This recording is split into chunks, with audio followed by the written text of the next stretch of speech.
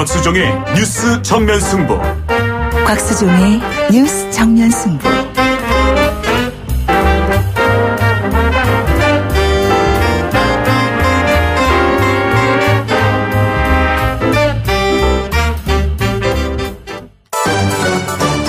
김작이 묻고 곽박이 경제로 답한다. 주파수 94.5 YTN 뉴스 FM 곽수영의 뉴스 정면 승부 3부 시작하겠습니다. 김 작가입니다. 네, 김 작가입니다. 최근에 나만 알고 있는 비밀 통장, 스텔스 통장이라고 하는 게 인기라고 하는데요. 네. 가입 절차나 이용 방법은 다른 일반 통장보다 조금 번거롭다고 하는데 예. 이런 통장이 더 사람들에게 인기를 끄는 이유는 뭔가요? 저도 말씀을 주셔서 한번 찾아봤어요. 그러니까 스텔스라는 말은 레이더에 걸리지 않고 조용히 들어간다는 말이잖아요. 그럼 보통 회사원들에게 레이더는 누굴까요? 남편 아니면 부인이겠죠. 그죠? 그래서 남편과 부인에게 들키지 않고 혼자만이 비상금을 조용하게 모으는 통장을 스텔스 통장이라고 그러고 한국말로는 또 멍텅구리 통장이라고 하는 것 같아요. 근데 이게 2017년 상반기 기준으로 한 28만 계좌가 있대요. 그러니까 이게 100만 원씩만 계산을 해도 한 얼마 정도 될까요, 이게? 100만 원씩 계좌에 들어가 있다, 28만 개 계좌가 있다. 엄청난 규모 아니겠어요, 그죠? 언뜻 생각이 안 나오는데.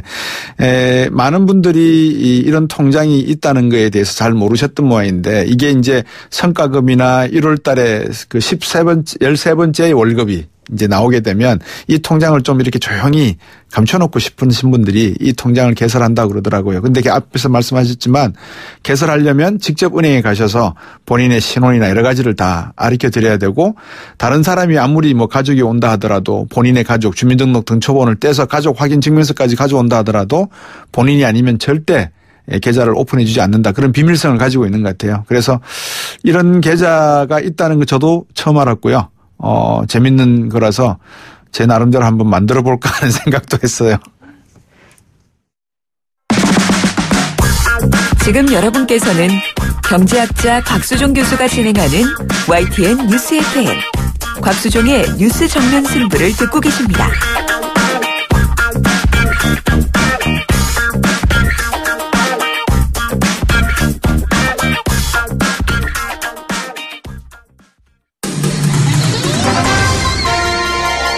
정면 스포츠.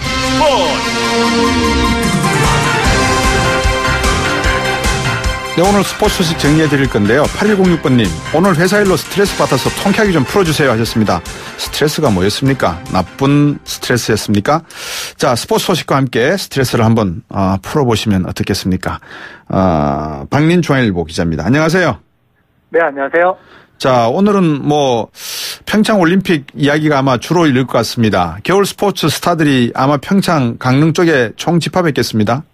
네, 그 세계적인 스타들이 이제 조만간 한국 땅을 밟을 예정인데요. 네. 대표적으로는 스노우보드 황제라 불리는 미국의 숀 화이트가 또 대표적입니다. 예. 스노우보드 종목 중 하나인 하프파이프 선수인데요.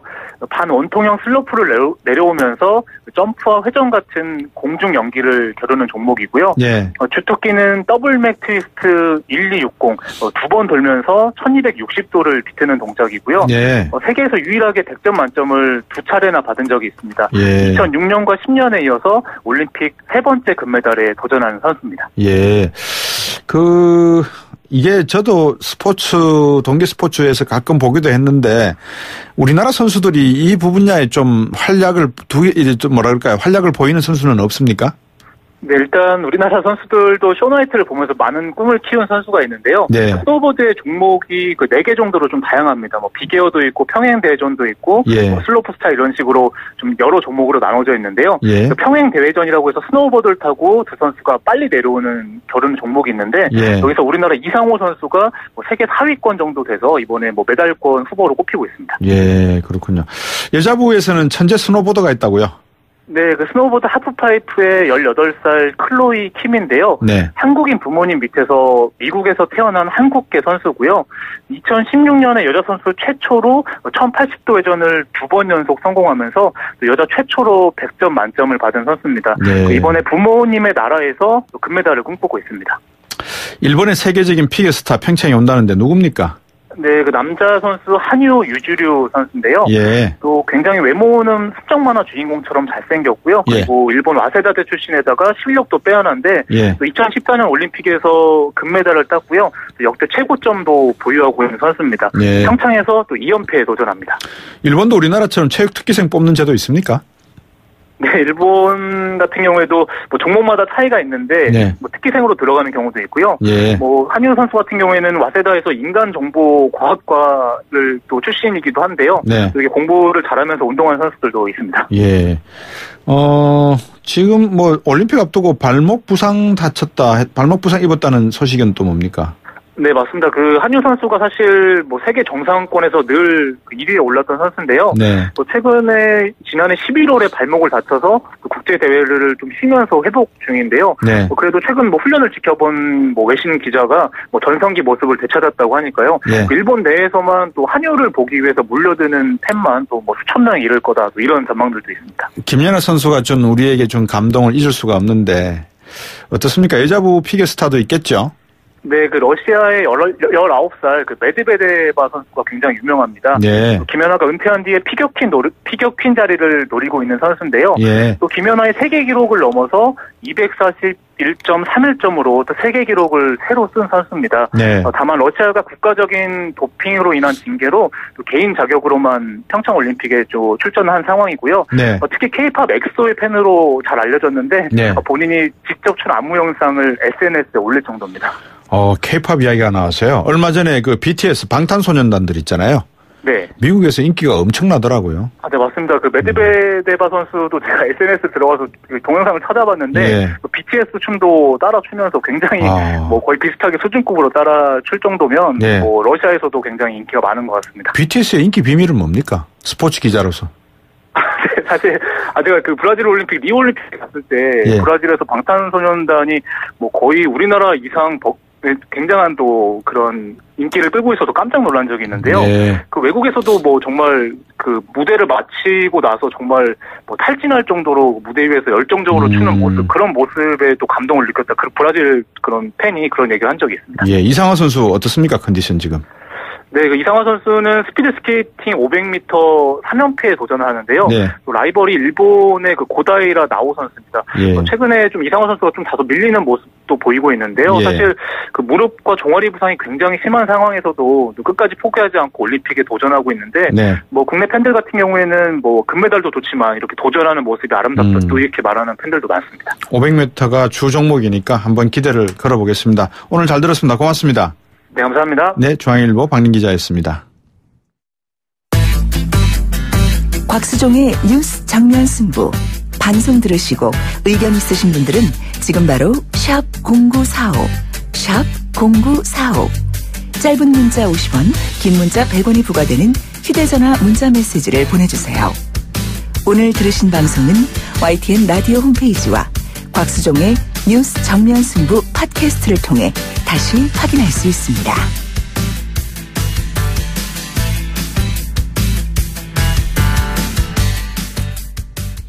네, 청취자 여러분 생각도 궁금합니다. 지금 이제 말씀을 나누려고 하는 주제에 대해서 성폭력 이 내용에 대해서 청취자 여러분들도 생각을 한번 보내주십시오. 우물정 0945 단문 50원 장문 100원이고요. 서지현 검사 폭로로 인해서 검찰 조직 내에 성폭력 문제와 관련한 후속 조치들이 지금 나오고 있습니다. 자체 진상조사단을 검찰은 꾸렸고요. 법무부는 성희롱 성범죄 대책위원회를 발족시켰고요. 그렇지만 이게 셀프 조사로 진상규명 되겠느냐 이런 우려도 있고요. 법무부는 또 외부 전문가 중심으로 위원회 꾸려서 이게 제대로 진상규명 되겠는가라는 또 우려도 있습니다. 한국여성의 전화 상임대표를 지낸 더불어민주당 전춘숙 의원입니다. 안녕하십니까? 네, 안녕하십니까? 네. 지금 서지현 검사뿐만 아니라 여성 국회의원들 과거에 이런 내용들 성폭력 피해 고백들이 많이 잇따르고 있죠. 어떻습니까? 네, 그렇습니다. SNS에서도 그렇고, 또 주변에서도 많이 자신의 그런 성폭력, 성추행 경험들을 많이 얘기를 하고 있고요. 아마 대한민국에 살고 있는 여성들은 거의 대부분이 이런 성추행 경험이 있다, 이렇게 볼 수 있을 겁니다. 네. 왜 여러 가지 이야기가 있겠습니다만, 근본적인 성폭력, 성피해, 이유가 뭐라고 보십니까? 일단은 뭐 아주 본질적으로는 여성에 대한 차별로부터 네. 이제 이런 여성에 대한 폭력, 성추행, 성폭력, 뭐 성희롱이 생겨요. 특히나 이런 검찰이나 이런 조직 같은 경우는 유괴 질서가 굉장히 강하지 않습니까? 네. 그리고 굉장히 폐쇄적인 조직 문화가 있기 때문에 네. 이런 뭐 상명하복의 이런 조직 문화에서는 사실은 성폭력 피해가 생기기도 쉽고 네. 또 생겼을 때도 드러나기가 굉장히 어려운 그런 상황이 있다고 볼 수가 있습니다. 네. 그 피해자가 문제 제기를 했을 때 충분히 이 문제의 심각성을 이해를 하고 뭐라 그럴까요? 미래에 대한 대책이라든지 사과라든지 이런 부분이 있었으면 하는 아쉬움이 있는데 특히 작년 8월 달에 박상기 법무장관한테 이메일을 보내서 면담 신청도 요구청도 했는데 이게 다 뭐라 그럴까요? 묵살됐다고 그럴까요? 그래서 이제 누가 거짓말이고 누가 참말이냐 이야기도 나오고 있었습니다. 어떻게 보십니까, 이 문제는? 그러니까 그게 참 안타까운 거죠. 아마 그 8년을 참다가 이제 네. 새로운 정부도 되고 그랬기 때문에 네. 아마 우리 서 검사가 용기를 내셨을 거예요. 예. 그래서 메일을 보내고 또 면담을 했지만 예. 사실은 이 제대로 된 대응이 없었고 그래서 결과적으로는 자기가 정말 자기의 모든 것을 걸고 뭐 거의 폭로를 하는 방식으로 이제 이것이 세상에 알려지게 된 거거든요. 네. 근데 이렇게 되는 거는 사실은 뭐 이 직장 내, 그러니까 이 직장 내에서 직장인 사실이든 사회적 비난을 받을까봐, 예. 감추려고 하고, 예. 이것은 결국은 피해자의 입장이 아니라 가해자나 어떤 회사의 입장이 더 중요한 거죠. 그리고 네. 이 직장 내 성폭력, 성희롱 문제가 굉장히 사소한 것으로, 생각하는 경향이 있고, 특히나 이 피해자가 얼마나 많은 고통을 당했을까, 이런 것에 대한 인식이 없는 거다. 그렇게 생각이 듭니다. 제가 이제 다음 질문을 드리기 전에 이런 네. 질문을 먼저 한번 드리고 싶어요. 땅콩 회항 사건 기억나시죠? 네네네네. 이 조현아 대한항공 부사장이 이 회항을 한 내용을 가지고 당시 네. 사무장과 대한항공 직원들이 이야기를 했을 때 피해자인 직원들이 피해를 끝까지 봤습니까? 아니면 가해자인 조 부사장이 지금도 그 죄에 대해서 충분한 국민들에게 사과를 하고 있다고 보십니까? 글쎄요. 사실은 피해자들은 그로 인해서 뭐 직장을 그만두거나 이런 이제 일들이 있었고요. 네.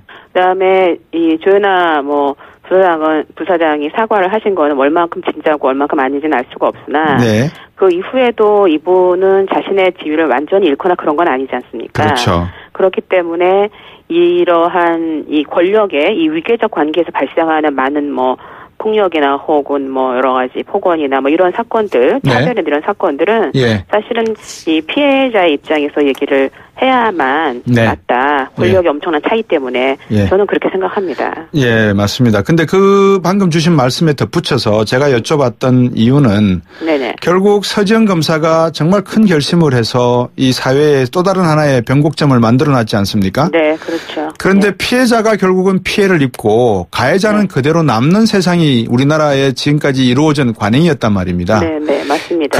그렇게 하지 않기 위해서 무엇을 어떻게 해야 될까요? 그러니까 지금 이제 보통 우리가 이걸 이제 성폭력이나 성희롱 사건에서 2차 피해라고도 얘기하는데 네. 이미 이제 이 서검사 측에서도 이 피해자의 연무 능력에 대한 부정적인 소문 확산이나 이런 것들에 대해서 검찰이 적극적인 조치를 해달라 이런 네. 요청을 했거든요. 예. 이것이 바로 가장 큰 문제인데요. 예. 이렇게 직장 내에서 성희롱 성폭력 사건이 발생했을 때 피해자들이 비난을 받고 예. 결과적으로 상당한 경우에 이 가해자가 아닌 피해자들이 직장을 그만두게 된 이런 경우 굉장히 많이 있습니다. 네. 그래서 우리가 직장 내 이런 성희롱 사건을 여성 인권의 침해고 여성의 평생 평등 노동권을 침해하는 심각한 범죄 행위다 이렇게 보거든요. 예. 그래서 우리가 할 것은 사실은 피해자의 피해 사실들, 피해자에게 공감하는 거, 네. 이런 피해자를 이런 악의적인 소문들을 에서부터 지켜주는 거, 그리고 어떤 보통 일반적인 절차들을 만들어서 이 성희롱 성추행 이 직장 내에서 발생 성희롱 성추행 피해자와 가해자에 대한 가해자에 대한 마땅한 처벌, 피해자에 대한 어떤 지원 이런 것들이 같이 이루어져야 되는 거죠. 네. 뭐 직장 내에 뭐 문화를 바꾸거나 이런 건 너무 당연한 거고요. 네. 근데 말씀은 원칙적이고 원론적이어서 상당히 뭐 고든 말씀이고 맞는 말씀인데 벌써 인사발령에 불만을 품은 폭로다, 정계에 입문하려는 의도다 이런 마타도가 막 나오기 시작한단 말입니다. 네. 그래서 이런 서변호사를 좀 보호하거나 이래야 될 필요가 있을 것 같아요. 물론이죠. 그래서 바로 그런 측면에서 요즘 이제 이 미투, with you, 이런 여러 가지 이제 그 격려와 이런 것들이 쏟아지는 이유가 이 굉장한 이 악의적인 소문들로 이 피해자들이 굉장히 의지를 꺾게 되거든요. 그래서 주변에서 많이 격려도 해주시고 이번에 그 검찰 내에서도 여성 상당히 그 위기수인 검사들이 검사가 끝까지 싸우겠다 함께한다 이런 얘기를 이제 해주셨다고 그러거든요. 그러니까 그런 게 굉장히 중요합니다. 오늘도 저도 몇 분들과 말씀을 나누다가 미투 with you 이 운동도 중요하지만 Me First 운동도 중요하다. 그렇죠. 이 맞습니다. 사전에 예방할 수 있는 방법이 있다면 그것을 먼저 하는 것이 옳지 않겠습니까, 그죠? 맞습니다. 물론이죠. 어쨌든 검찰 내 진상조사단이 이제 출범을 한다고 하는데 어떻게 보십니까? 진상조사가 제대로 될까요? 아니면 또 아전인수격으로 셀프 조사로 끝날까요? 어떻게 보십니까? 그래서 아마 이 조희진 검사님께 이걸 맡긴 것 같은데 저는 이 문제가 굉장히 사회적으로 굉장한 파장을 일으키지 않았습니까? 그렇기 때문에 아마 기대하기는 이 조사단에서 충분히 잘 조사를 해줄 거라고 생각을 하는데 이 제 식구 감싸개식의 조사가 되지 않아야 하는 부분이 굉장히 많이 있고요. 과정이나 이런 것 이렇게 조희진 검사장 자체가 사실은 이런 문제들을 많이 다뤄보신 분이기 때문에 공정하게 잘 해주리라고 생각합니다. 하지만 이 주변에서도 이 문제가 잘 되어가고 있는지 좀 관심 있게 지켜볼 필요가 상당히 있는 거죠. 어떻습니까? 이게 보통 하나의 제도를 만들어서 그 제도가 안착하게 하려면 거기에 따른 상벌 제도가 명확해야 되지 않습니까? 투명하고. 그렇죠. 그러면 이게 조사 차원에서 끝나는 것이 아니라 앞으로 이런 일이 더 이상 아니면 최소한도로 감소가 하고 점점 사회가 변해가려면 가해자에 대한 어떤 규칙이나 제도도 만들어야 될 것 같은데 이게 대한 생각이 있으십니까? 물론이죠. 지금 이제 이 사건의 당사자인 사람들 처벌을 받을 것이냐 아니냐 라는 얘기들을 많이 하는데 그건 아마 조사에 따라 다르긴 합니다만은 예를 들면은 성추행 자체는 공소시효가 지났다 하더라도 그 외에 다른 그 직권남용이라든지 이런 걸로는 처벌이 가능하다 이런 얘기도 있고요. 그다음에 또 한 가지는 이 성희롱이나 성추행, 성폭력 사건들 같은 경우는 이 처벌의 실질성을 담보하는 게 굉장히 중요합니다. 그래서 이런 것들이 좀 강하게 처벌되고 조직 내에서도 이 직장 내 성희롱, 성추행 이런 것들을 했을 경우에는 분명한 인사상의 불이익 이런 것들이 있다라고 하는 것이 보여져야 된다고 생각을 합니다. 저희들이 이제 제도나 법과 규칙, 명령 이런 여러 가지 하나의 규칙을 만들어 가는 것은 이 사회의 발전 속도에 따라서 후진적으로 가지 않습니까? 어쨌든 간에 그죠? 사람들의 생각은 빨리빨리 바뀌고 경제 성장이 바뀜에 따라 성장함에 따라서 사람들의 의식 가치에 대한 판단도 빨리 변하게 마련인데 문제는 법과 제도가 상당 후진적이기 때문에 앞에서 남성 우월주의라는 말씀도 하셨지만 이러한 그 남자 편향된 사고 방식이 조금씩 바뀌어 나갈 때까지의 우리 사회 전반적으로 어릴 때부터 교육이라든지 문화적인 어떤 학습이 필요하지 않을까요? 여기에 대한 예방도 필요하죠. 굉장히 이 부분이 사실은 굉장히 시간도 오래 걸리고 결과가 금방금방 눈에 안 보이지만 반드시 저는 이루어야 될 문제라고 생각을 하고요. 저는 외국처럼 이 초등학교 때부터 정말 성인에 이르기까지 여성에 대한 폭력과 인권 혹은 민주주의 이런 교육을 정규 교과목에 넣어서 교육을 해야 된다고 생각을 합니다.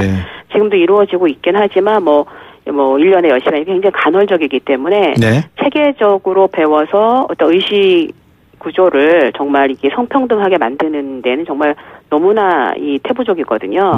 그래서 이게 사실은 성차별, 성평등 또 인권의 문제 이런 거는 정말 인식과 철학의 문제입니다. 그래서 이 부분들이 정말 교육 혹은 문화적인 어떤 접근 이런 것이 정말 너무나 필요한 거죠.